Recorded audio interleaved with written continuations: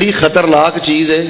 میں ممبر تے کھڑا تے اللہ دی عزت دی قسم چوکیا گل کر لگا. اب موبائل میری جیب چ کال ریکارڈ بھی میں تمہیں سنا سکنا. میں ایک بہت بڑے عالم نو فون کیتا. میں گھروں نکلیا نا گڈی چ بیٹھا.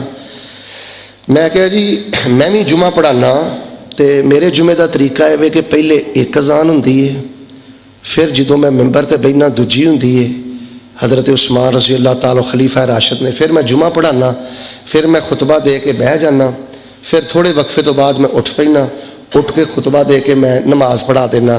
اے طریقہ میں تے حدیث شریف چ پڑھیا ہے تے میں تے انجی جمعہ پڑھانا.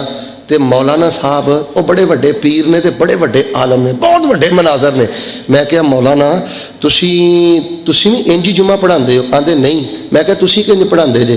مینوں کہندے جی پہلے ادھا پونا گھنٹہ پہلے اذان ہو جاندی ہے, پھر اسی خطبہ پڑھ کے تقریر کرنے ہیں, اس تو بعد پھر میں آنا سنتا پڑھ لو. میں کہا ٹھیک ہے. آندا لوگ سنتا پڑھ لیندے نے. فرمان لگے لوگ سنتا پڑھ لیندے نے, اس تو بعد پھر اذان ہوندی ہے, پھر اس تو بعد میں خطبہ دے کے نماز پڑھانا. میں کہا مولانا یہ طریقہ کسی بھی حدیث چ آیا ہے؟ اللہ دی عزت دی قسم جے آندا مولانا مینوں ویکھنا پائے گا.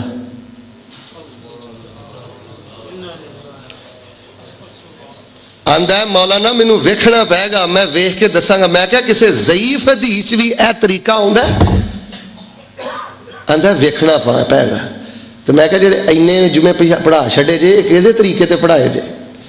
لوگوں میں تانوں رب دا واسطہ دے کے کہنا اپنی آنکھاں کھولو, اللہ دے دین نو ایڈا یتیم نہ کرو. اوے اللہ دے بندیو, اللہ دے دین دی ایڈی بے قدری نہ کرو. آنکھیں کھولو, تحقیق کرو, پوچھو, حوالے پوچھو.